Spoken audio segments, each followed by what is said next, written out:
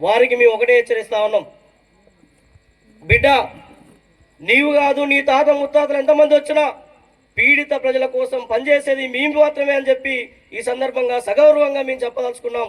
మరోసారి ఇలాంటి కాకమ్మ కథలు కానీ ఆ కళ్ళవల్లి మాటలు కానీ లేదా ప్రజా వ్యతిరేక చర్యలకు మాత్రం పాల్పడితే ప్రజలే మీకు గుణపాఠం చెప్తారని చెప్పి సందర్భంగా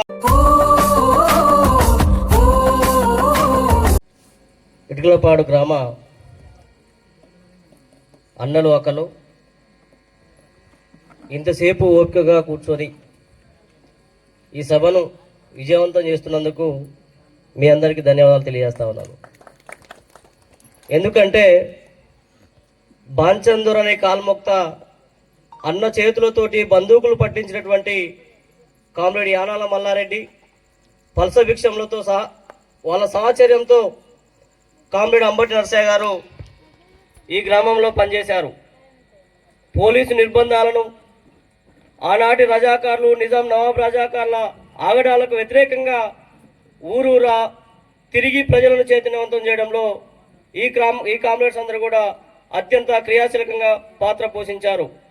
కనపడితే కాల్చివేస్తారు, ప్రజల్ని ఏకం చేస్తే గుమ్మిగూడిస్తే సంవత్సరాల తరబడి జైళ్లలో నిర్బంధిస్తారు అని తెలిసినా దాన్ని లెక్క చేయకుండా ఈ సమాజంలో ఉన్నటువంటి దోపిడీ, పీడన, అసమానతలు రద్దయ్యేంత వరకు, అది ఎర్రజెండా నాయకత్వంలో, ఎర్రజెండా వెలుగులో, నూతన ప్రజాస్వామిక విప్లవ వెలుగులో రాజ్యం వస్తేనే తప్ప, ప్రజారాజ్యం ఏర్పడితేనే తప్ప ఈ సమస్యలు పరిష్కారం కావని చెప్పి అనేక మంది భావించి ఇవాళ ఎర్రజెండా నీడలో అమరులయ్యారు.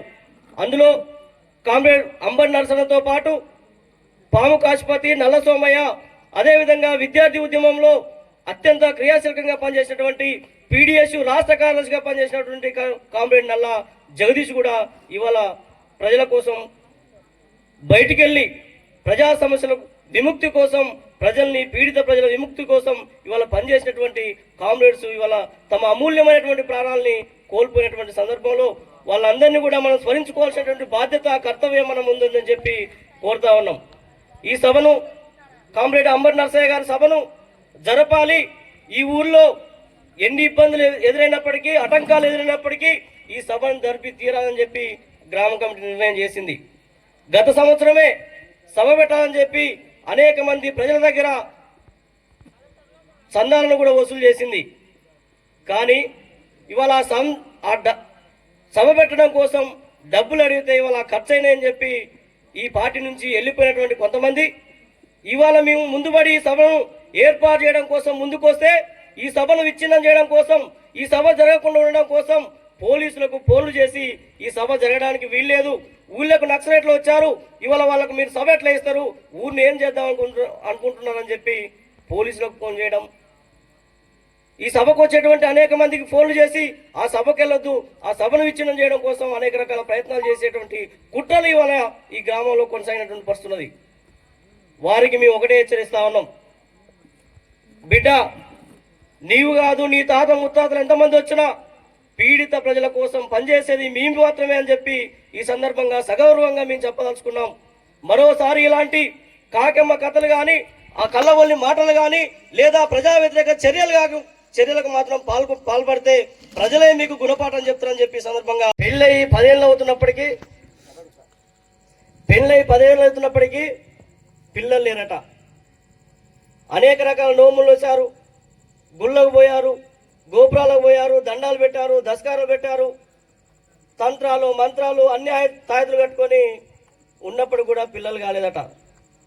అప్పుడు భార్య అంటదట, ఏమండి పిల్లలు కావట్లేదు, నాకు చెల్లె ఉన్నది, నా చెల్లెని చేసుకోండి, నాకు పుట్టినా నా చెల్లెకు పుట్టినా మన బిడ్డే కదా అని చెప్పి అంటే సరే అని చెప్పి భర్త ఒప్పుకుంటున్నాట.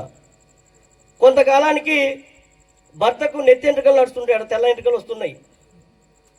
అప్పుడు చిన్న భార్య అనుకుంటుంది, అయ్యో నా నెత్తి ఎంట్రుకలు నల్లగా నిగనిగలాడుతున్నాయి, నా భర్త ఎంట్రుకలు తెల్లగా అవుతున్నాయి, మీ ఇద్దరం కలిసి బయటికి పోతే జనం చూసి నవ్వుతారేమో అని చెప్పి ఆమె రోజు తెల్ల ఎంట్రుకలు బీగడం మొదలుపెట్టిందట. మళ్ళీ కొంతకాలానికి పెద్దవారి అనుకుంటుంది, నా నెత్తి నడుస్తుంది, మా ఆయన నెత్తి నల్లగా ఉంది, మీ ఇద్దరం బయటికి పోతే జనం నవ్వుకుంటారు కదా అని చెప్పి రోజు నల్లెంటికలు బిగడం మొదలుపెట్టింది. చిన్న పిల్లం తెల్లెంటికలు, పెద్ద పిల్లం నల్లెంటికలు, ఇట్లా పీకి పీకి పీకి కొంతకాలానికి గుండెయింది. ఇవాళ తెలంగాణ పరిస్థితి కూడా ఇట్నే ఉన్నది. 1200 మంది విద్యార్థులు, యువకులు ఈ రాష్ట్రం కోసం ఈ రాష్ట్రం ఏర్పడితే నీళ్లు వస్తాయి, నిధులు వస్తాయి, మనందరికీ ఉద్యోగాలు వస్తాయి, మనందరం కూడా మన పిల్లలందరూ కూడా సుఖంగా చదువుకోవడానికి, ఉన్నతమైనటువంటి అవకాశాలు రావడానికి ఆస్కారం ఉంటుందని చెప్పి కలలు కన్నాం. తెలంగాణ రాష్ట్రంలో గంజాయి కానీ, డ్రగ్స్ కానీ, మద్యం కానీ రూపుమావడానికి ఆస్కారం ఉంటుందని చెప్పి ఆశపడినాం. ఇవాళ రైతు పండించినటువంటి పంటకు గిట్టుబాటు ధర వస్తుంది, రైతులు సుఖంగా బతకొచ్చని చెప్పి పెద్ద పెద్ద నాయకులు వచ్చి ఉపన్యాసాలు ఇచ్చారు. అందుకనే 1200 మంది విద్యార్థులు ప్రాణత్యాగాలు చేశారు. 1200 మంది విద్యార్థుల ప్రాణత్యాగాల పునాదులపైన ఏర్పడినటువంటి తెలంగాణ రాష్ట్రంలో ఇవాళ ఆ రాష్ట్రం కోసం పోరాడినటువంటి బీఆర్ఎస్ పార్టీ అధికారంలోకి వస్తే బీఆర్ఎస్ పార్టీ ఏం చేసింది? తెలంగాణ ప్రజల, విద్యార్థుల, యువకుల ఆశల మీద నీళ్లు చల్లింది. ఒక్క ఉద్యోగ పోస్టును భర్తీ చేయలేదు, రైతు పండించిన పంటకు గిట్టుబాటు ధర ఇయ్యలేదు, మహిళలకు రక్షణ లేదు. ఇచ్చినటువంటి హామీలు మొత్తం కూడా తుంగలో దొక్కి ఇవాళ కమిషన్ల కోసం కక్కుర్తిపడి వేల కోట్ల రూపాయల ప్రజాధనాన్ని తెలంగాణ రాష్ట్రం ఏర్పడిన 10 సంవత్సరాల కాలంలో 10 లక్షల కోట్ల రూపాయలు అప్పు చేసి ఈ రాష్ట్రాన్ని అప్రకంపులో ముంచి వెళ్ళిపోయింది. ఇవాళ కాంగ్రెస్ ప్రభుత్వం కూడా ఈ తెలంగాణ రాష్ట్రాన్ని నేను ఉద్ధరిస్తా, ఈ రాష్ట్రాన్ని నేను బాగుపరుస్తా, ఇది మొత్తం రాబాందుల రాజ్యంలో ఏలుతున్నటువంటి ఈ రాష్ట్రాన్ని బాగు చేస్తానని చెప్పి కళ్ళబొల్లి మాటలు చెప్పినటువంటి ఆయన 6 పథకాల పేరుతోటి అధికారంలోకి వచ్చి ఇవాళ ఏ ఒక్క పథకాన్ని కూడా అమలు చేసినటువంటి పరిస్థితి లేదు. ముసలులకు పింఛన్లు లేవు, మహిళలకు, వితంతు మహిళలకు డబ్బులు లేవు, రైతులకు పండించిన పంటకు గిట్టుబాటు ధర లేదు, సన్నాలకు 500 రూపాయలు బోనస్ లేదు. ఇవాళ అనేక రకాల హామీల్ని మొత్తం కూడా ఇవాళ తుంగలో దొరికినటువంటి పరిస్థితి ఇవాళ ఉన్నది. దీన్ని ప్రశ్నించకుండా ఉండడం కోసం ఏం చేయాలి? మహిళల్ని మొత్తం కూడా టీవీలకు అంకితం చేయాలి. సినిమాల పేర, సీరియళ్ల పేర వీళ్ళందరినీ కూడా, వీళ్ళ మైండ్లను మొత్తం కూడా డైవర్ట్ చేయాలి. గ్రామాలలో ఉన్నటువంటి యువకులందరినీ కూడా రాజకీయ నాయకుల చుట్టూ తిరిగేలా, వాళ్ళు పోసేటువంటి మందుకో లేదా విందుకో వాళ్ళందరినీ కూడా బానిసలుగా మార్చేటువంటి ప్రయత్నం ఇవాళ తెలంగాణ రాష్ట్రంలో కొనసాగుతూ ఉన్నది. అందుకే ఇవాళ మద్యం ఏరులై పారుతా ఉన్నది. గంజాయి, డ్రగ్స్, మద్యం మహమ్మారిన ఇవాళ యువత మొత్తం కూడా బానిసలై ఇవాళ అనేక మంది ప్రాణాలు కోల్పోతున్న పరిస్థితి ఇవాళ ప్రధానంగా తెలంగాణ రాష్ట్రంలో ఉన్నది. అందుకనే ఇలాంటి వ్యవస్థను రద్దు చేసేంత వరకు మనందరం కూడా పోరాటాలు చేయాలి. ఆ పోరాటాన్ని కొనసాగించడంలో సిపిఐఎంఎల్ న్యూ డెమోక్రసీ ప్రధాన పాత్ర పోషిస్తుంది. ఇలాంటి ఎన్ని అడ్డంకులు ఎదురైనా, ఎంతమంది అరాచకాలు సృష్టించినా వాళ్ళందరినీ తొక్కుకుంటా ప్రజల కోసం పనిచేస్తుందని చెప్పి కోరుతూ ఈ అవకాశం ఇచ్చిన మీ అందరికీ పేరు పేరున ధన్యవాదాలు తెలియజేస్తూ ముగిస్తా ఉన్నాను.